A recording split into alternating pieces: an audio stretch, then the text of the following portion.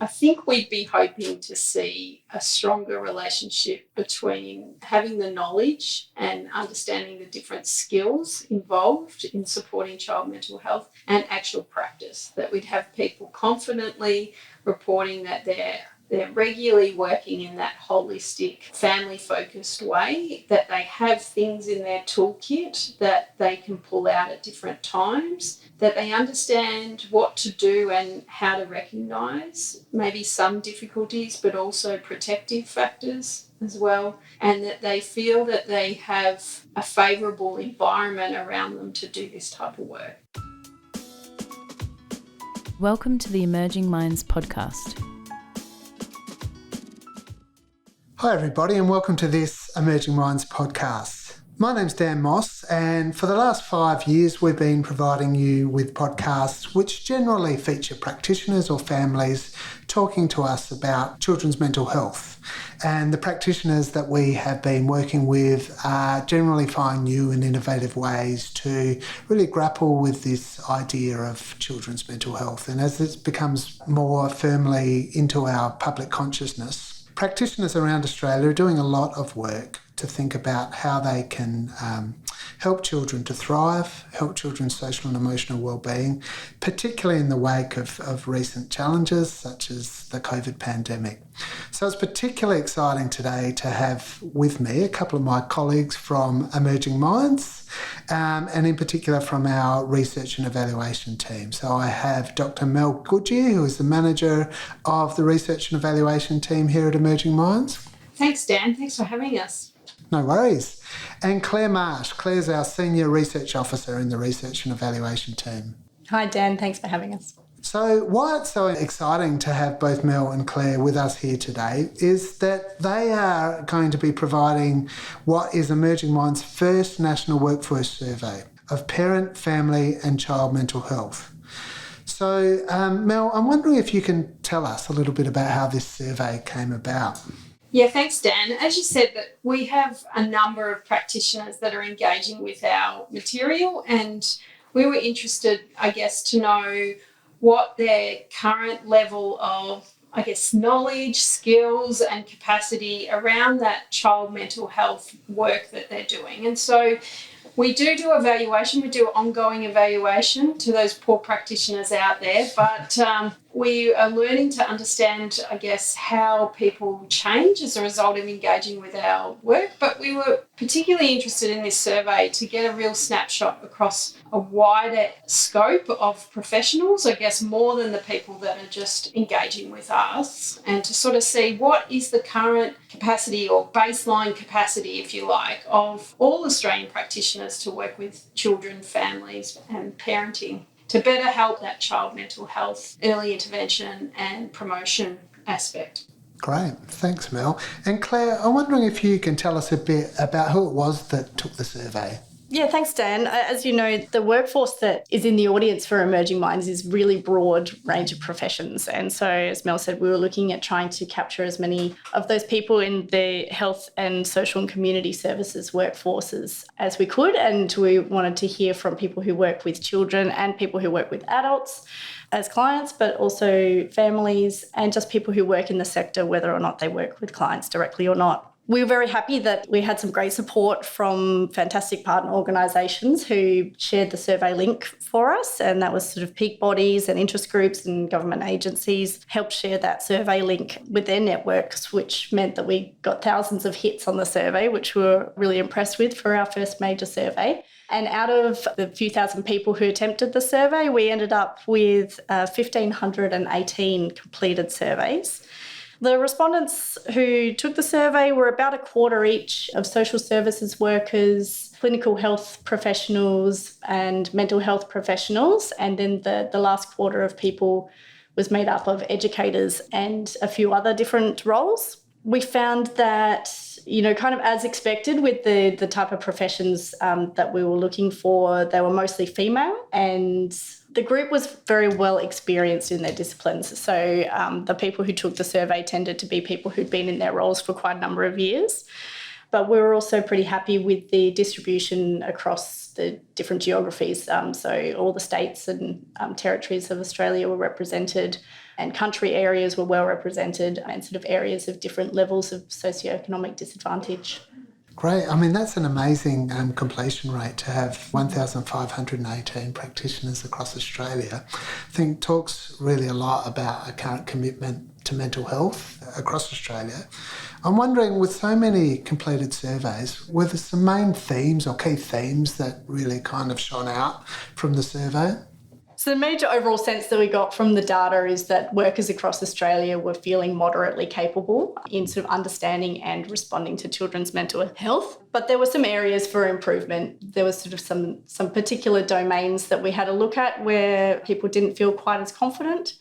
So you've mentioned they're moderately capable. So it sounds like there's some increasing competencies being developed by practitioners, but we've still got a bit of a way to go.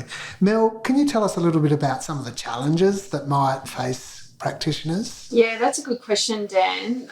We did see that people were, I guess, starting to understand what child mental health is, but what we tended to see also was that, I guess, from that point of knowledge and skills that we're building, there was a sort of gap between the knowledge and skills and also the way that people practice. And so people were scoring a lot higher on things like understanding the strengths and vulnerabilities that might contribute to child mental health, understanding what sort of factors in families known to be risk factors, and also, I guess, understanding what might happen where there's trauma and things like that in a family. But when it came to asking people about how they were working, about how they may engage parents around their children's mental health, how they might identify early signs in children and infants, that practice was considered to be much lower than the knowledge and skills. The other part that we found really interesting was we really looked into children's mental health, but also from the perspective of infants. And what we know is that from a lot of our other stuff is that infant mental health is something that's difficult to understand in the workforce. And likewise in our survey, it was actually quite low scored, I guess, across all Australian professionals. And that was regardless of the professional group and the context that they were in. It was quite consistently the case that Australian professionals were feeling less confident, particularly in recognising early signs in infants that may be coming into contact with them. Now, I'm just wondering, is this often practitioners who might work with infants only occasionally or rarely? Did the data say something about that? I mean, we did tend to see slightly higher scores in those professions that you would expect, like infant and maternal and child health workers and things like that. But generally, we tended to see across the workforce that it was the lowest scored component of the survey for all professions. So it was something that everyone was saying that they needed a lot more support on, a lot more support to understand what is infant mental health, but to also understand how they can incorporate detecting, I guess, signs of mental health distress or factors that may influence infant mental health in their practice. It was particularly highlighted to us that a lot of professions that may be in that adult-focused service delivery were finding, as you would expect, infant mental health to be challenging. But what we have realised from a lot of our work is that, I guess, child mental health is everyone's business, and everyone, in a way, has a role that they can play. And when we think about those adult-oriented services, we know that there are a number of parents that are often attending those services, but sometimes it's the case that parenting status isn't even identified in some of those services, and sometimes it's the case that talking about parenting isn't really part of the treatment model. And so for them, we thought, that could be an area of focus for Emerging Minds, where we really think about how we can support practitioners to have conversations not only about parenting, but also about what might be going on for infants. We know that particularly the relationship that a parent has with an infant is one of the really crucial protective factors, I guess, and we also know that some of those adult problems can restrict the resources that a parent might have to be able to give the child that relationship and attention that they need. Yeah, great. Thanks, Mel. And I'm just wondering, do you think that the fact that we now have so many practitioners saying or responding that they need more information or, to develop skills in this area, that's a very necessary step in our kind of, I suppose, national campaign to improve the mental health of children and infants. Yeah, I think it's fantastic that they were able to let us know what they felt less confident in and what they felt more confident in. Another particular interesting area for us was looking at the impact of childhood trauma on child mental health and adversity. And we do hear a lot about workforces engaging with a lot of childhood trauma sort of knowledge and packages. We have them ourselves that are really highly sought after. But what we tended to see in the survey is another interesting result. While people felt generally that they were quite confident in that area, there was actually another difference there between understanding the theory, I guess, of how childhood trauma may result in difficulties for children, and a disconnect we found in the results between what to do about it. So while it says to us there's a great deal of literacy around this space, but actually there may be less understanding of what someone can do. And we have heard that people are looking for referral services in that space. So when they identify it, who do we refer to? But what they're also struggling with is what they can do in that time that they're holding that family, particularly when there may not be services available or long wait lists available for families to reach. Yeah, so this might be when a general practitioner is working with a child they know who's been through trauma, and even though that's not the purpose of them being there, that they want to be able to provide some sort of service which will help that child to feel believed or to feel supported while they're waiting for that service. Exactly, Dan. And we also hear that there's a lot of professions that are holding children, particularly GPs, holding children with mild mental health issues, that they may not reach a certain sort of level or threshold to get a sort of specialised mental health service. And sort of that leaves us thinking, what's going to happen to those families? They might get referred, I guess, to private psychology, and there might be fees attached to that. There's likely to be fees, but there's also a shortage of that workforce as well.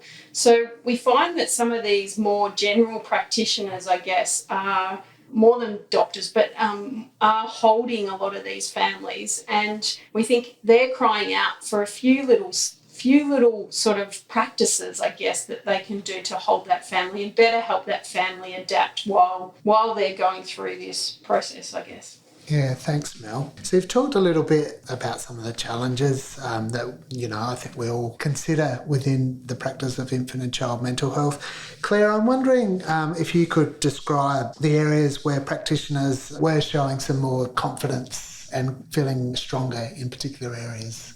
Yeah, thanks, Dan. I guess we think it's a really promising strength that workers were able to tell us in this survey.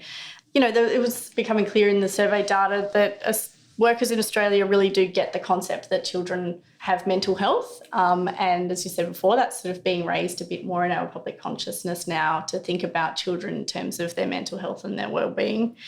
So the way people scored this survey suggested that there's a good level of awareness. People are starting to understand concepts and understanding why it's important to pay attention to children's mental health. We also asked people in the survey if they felt like children's mental health was relevant to their work.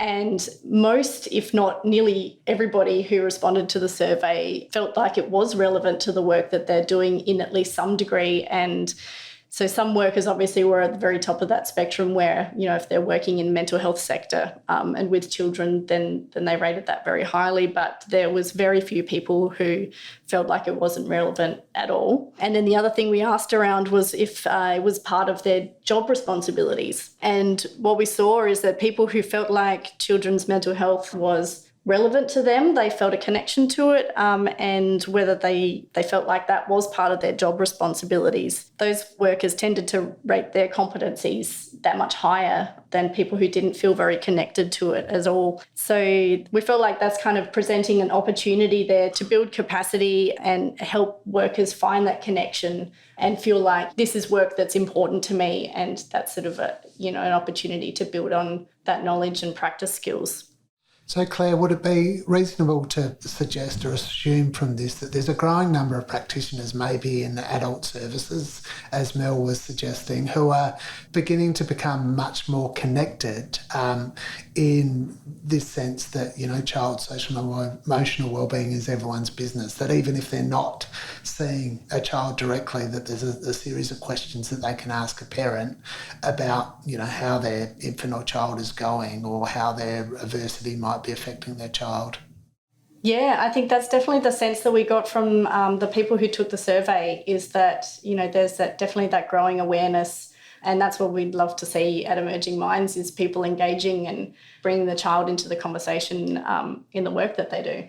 And for us as researchers, actually, it does indicate a shift, I would say. And, we've been looking at workforce development in this area for nearly 20 years. And back then, particularly in adult mental health services, thinking about children was really seen as quite foreign. And it was actually the role of other workers to do that. So to see that indication in the survey is actually quite remarkable, really, and shows a real shift. We've also seen that happen as a result of engagement with some of the content around Emerging Minds, and particularly some of the courses that they engage with, that over the years we've seen a shift in our overall evaluation as well.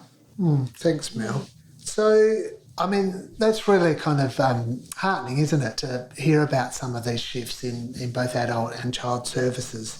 But I'm just wondering if you can tell me just a little bit about what you think needs to happen to make sure that this shift in consciousness or kind of attitude or connection, that those knowledges are supported by practices. Yeah.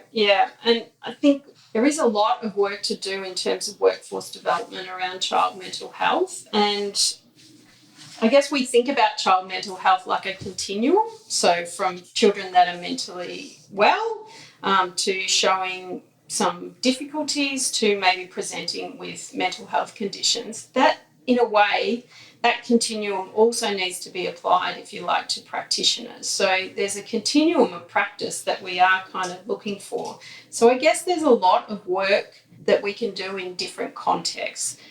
Like you mentioned with the adult services, there's a lot of support that we could provide practitioners to think about one or two questions they might ask about parents. There's some work there also looking at how the system actually supports identifying parenting, because sometimes the forms that they're all doing don't even register parenting as well. And that practitioner's got a lot of things to do, and so helping with some structures around the practitioner to help them think about this work is an important area. But also thinking about how we might support particular practices with children. So how we might give practitioners practice tips, if you like, so that they can then incorporate them into their context. So on the one hand, we want people to have a broad range, I guess, of skills, but also we want them to have a few little things in their toolkit that they can pull out at different times that really has been shown to make a difference in terms of family functioning and also child mental health.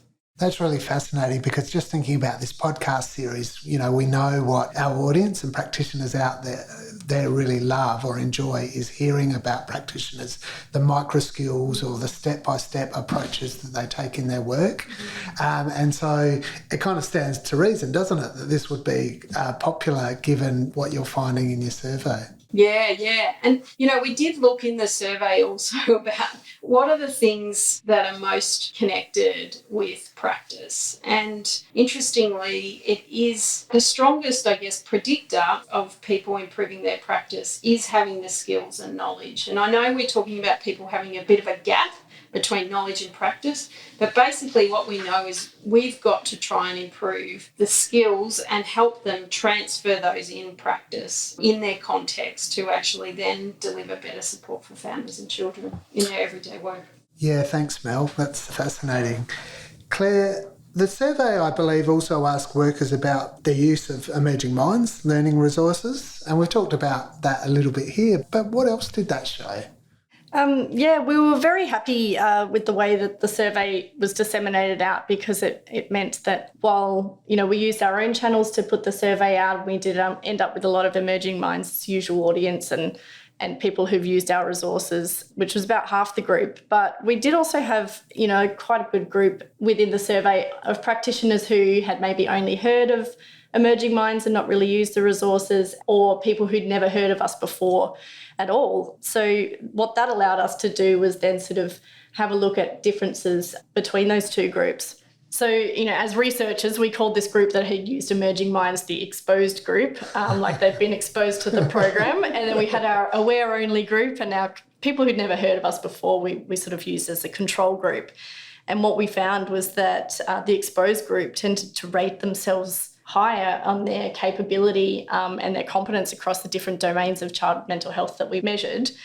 And they had higher scores than the aware group, and even higher again than the control group. So we were kind of looking at this group of users who have actively done learning through Emerging Minds learning and looked at our resources, were rating their capability sort of up to 15 to 20% higher than those who'd never used Emerging Minds before. So for us, that tells us that there's a relationship between using learning products and building better capability. And Mel talked before a bit about some of the other evaluation activities that we do here, and we have a look at people who use the e-learning, and that shows that they improve their learning, when they do courses. We also have a longitudinal study of some users as well, which shows that the practices and the knowledge that they gain through the resources tend to be maintained over time. So then when we found similar results in our survey, I felt like that's really promising and gives us a lot of confidence in the quality of the products to be able to start working towards bridging that knowledge practice gap as well. So Claire or Mel, whether it's practitioners using Emerging Minds products or other products, would it be a fair assumption to say that there is evidence of a growing level of connectedness or mental health champions amongst practitioners throughout Australia, that this cohort is growing in both their experience and their competence? Definitely. I think not only this survey tells us that, but also the users engaging with Emerging Minds is growing over time. Particularly during COVID, there was, something like an 1,000% increase in people accessing Emerging Minds, and you could understand that. I think in a way the COVID pandemic and maybe issues associated with disasters, and we've seen a lot more impact of that. That child mental health is something that is talked about a bit more freely in society, and we are seeing that transfer to practitioners as well, looking for ways that, they're seeing the effects of it, I guess, and they're looking for ways to work with it. So before, we used to hear a lot more about referral, but what this survey is telling us, that they're looking for referrals for these children, but this survey is actually telling us, given they are moderately capable, they're saying that they are moderately okay. There's room for improvement, but they're moderately okay in this space to do some of this work, which is pretty remarkable and nice and positive for the future. And you've spoken a little bit about this, but what are these results, in the medium to long term? What do they mean for workforce development in the area of child mental health? Yeah, well, I guess the survey is really important for us to give us an indication of what the current baseline is. So this is the current baseline. That tells us about existing needs. As I said before, we saw a really significant need in infant mental health. And since that survey has happened, there's actually been a significant amount of resources that Emerging Minds has produced around infant mental health and that practice. We're really hoping that maybe some of those resources will have shifted, I guess, the confidence that people feel in this area. So everyone out there that contributes to our evaluations and our surveys, we thank you, but also look out for the next one as well. So thinking about looking out for the next one, if people are wanting to get involved in this survey or future surveys, Claire, what can they do? Yeah, so in addition to this fabulous podcast, we will also have a summary of these themes from the results of this first survey, which you can access through our website, and maybe some infographics or little bits of information that might be useful for workers to understand what's going on in their sector or their area. We'll also have a full longer report. If anybody would like to read a bit more detail about that information, you can get in contact with us if you'd like to learn more about the findings. But yes, also we would like to highlight that we're running the survey again in 2023, and we would love to include even more of the workforce in the next one if we can. Yeah, anybody who's working in health, social, community services, we'd love to hear from you and let us know what's going on in their area. There was a few workforces that we didn't get very high numbers for in the first survey that we would love to hear from especially. So people like GPs, paediatricians, primary healthcare nurses, first responders and emergency management workers. And then in terms of geography, we'd love to see a bit more representation from the NT, Tasmania, ACT and sort of more remote areas. We were very happy to have 1,500 people take part the first time around, and we would love to beat that number if we can. And let everybody know that there's also the incentive of winning one of 6 iPads to go into the draw to win an iPad if you take part in the survey. So people can watch out for our posts on social media and the website and the newsletters, and check newsletters from your network. So we'll try and post the link as far and wide as we can. And I guess it's important for people to know what we do with this information as well. It not only internally helps us make decisions about what sort of workforce packages that we need to develop, but we also connect with other key stakeholders. We're connected with policy level people at the Department of Health, Commonwealth. We've also done presentations with all the PHNs, primary health networks across Australia, presenting those results really as a way to, get them thinking about child mental health and how they can plan and better support services and practitioners in their regions. We look specifically at different groups as well, and we work with peak bodies as well to help translate that data. As well as for the general audience, we will be translating it through a number of products that Claire talked about. I think that's really important that while we're researchers and evaluators, we're interested in people using the data for a greater benefit, and to help them make future planning decisions and things like that into the future. And Mel, you've been doing similar evaluations for quite a while now. Like, looking forward towards the future, if you were to provide an evaluation or a survey such as this in 3 or 4 years' time, what would you be hoping to see from that?